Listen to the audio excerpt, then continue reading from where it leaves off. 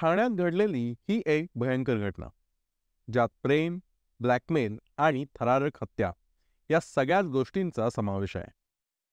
ही घटना सिनेमाच्या थ्रिलरला लाजवेल अशीच आहे, पण माणुसकीला काळीमा फासणारी आहे. चला तर मग सुरू करूया आजच्या मराठी क्राईम स्टोरीला.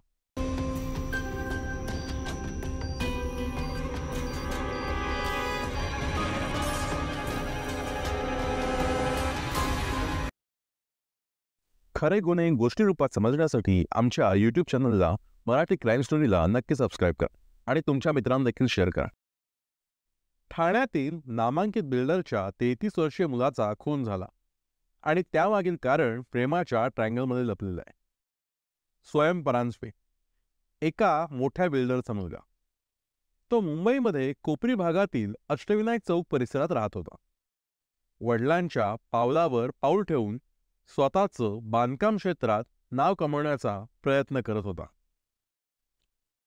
संपन्न कुटुंबातील असल्यामुळे स्वयंला ऐशोआरामाचे आयुष्य लाभले होते, पण त्याच्या आयुष्यात प्रेमामुळे आणि अतिपैशाने वादळ निर्माण केले आणि त्याचा शेवट त्याच्याच हत्येने झाला. एप्रिल महिन्यात एका लग्न समारंभात स्वयंची एका 20 वर्षीय तरुणीशी ओळख झाली. पहिल्याच भेटीत त्यांच्यात चांगली मैत्री झाली, जी हळूहळू प्रेमात पण बदलली. त्यांनी काही महिने एकमेकांना डेट केलं.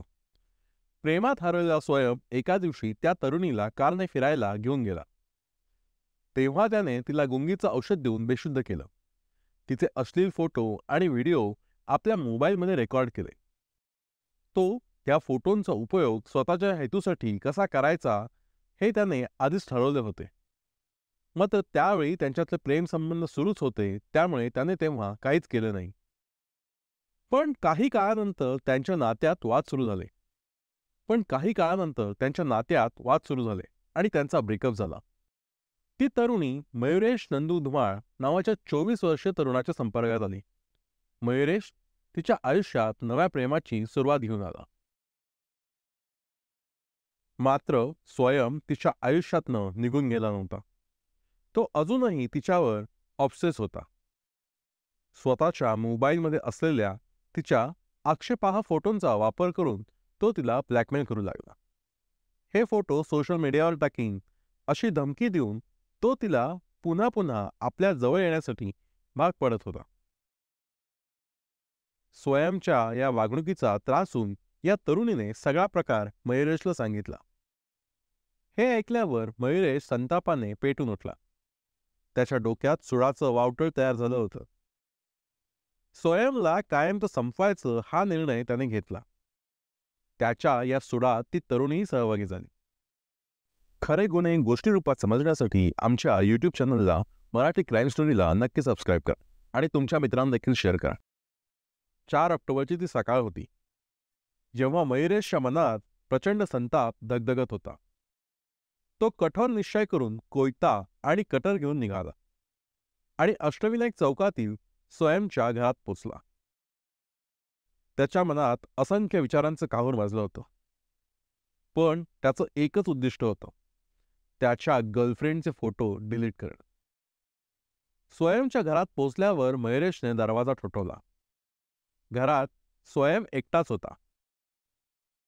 त्याच्या रोजच्या दिनचर्येत बिझी होता. मयुरेशने आत येऊन त्याचा संताप व्यक्त केला. फोटो डिलीट करण्याची परत एकदा मागणी केली. त्याचा आवाज चिडलेलाच होता, जणू काही त्यात भावना नसून फक्त क्रोधच होता.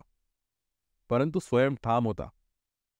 मी फोटो डिलीट करणार नाही, त्याने शांतपणे त्याला उत्तर दिलं. त्या उत्तराने मयुरेशच्या डोक्यात रागाचा भडका उडाला. त्याच्या मनातल्या संतापाचा ज्वालामुखी फुटला आणि कुठल्याही विचाराशिवाय त्याने कोयत्याने आणि कटरने स्वयंवर वार करण्यास सुरुवात केली. एकामागोमाग एक असे जवळपास 50 वार केले गेले. प्रत्येक वारासोबत स्वयंच्या संतापाचा एक तुकडा जणू तो स्वयंच्या शरीरातच उतरवत होता. स्वयं रक्ताच्या थारोळ्यात यथेच्छ बुडाला आणि जागच्या जागी त्याचा जीव गेला. त्यावेळी ती तरुणी घटनास्थळी उपस्थित होती अशीही एक अफवा उडाली. या गोष्टीची खात्री अजून झालेली नाही. मयुरेश आणि ती तरुणी खून केल्यानंतर बिल्डिंगच्या खाली आले. तिथे दोघं शांतपणे बसले, सिगारेट ओढली आणि पोलिसांची वाट पाहू लागले. जेव्हा पोलीस घटनास्थळी पोहोचले तेव्हा मयुरेश आणि ती तरुणी स्वतःहून पोलिसांसमोर शरण गेले. त्यांनी कोणताही प्रतिकार केला नाही. पोलिसांनी त्यांना ताब्यात घेतलं.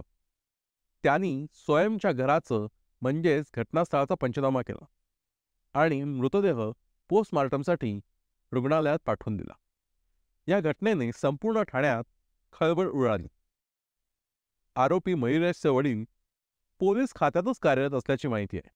कोपरी पोलीस स्टेशनमध्ये गुन्हा नोंदवण्यात आला. ही कहाणी फक्त एका हत्येची नाही, ती आहे विकृत प्रेमसंबंधांची, सुडाची आणि मानवी नात्यातील गुंतागुंतीची. प्रेमाच्या नावाखाली झालेला हा खेळ थोडक्यात थांबला नाही, तर तो थेट रक्तपात करूनच संपला. तुमच्या मते या प्रकरणात न्याय कसा मिळाला हवा? तुमचे विचार आम्हाला कमेंटमध्ये जरूर कळवा.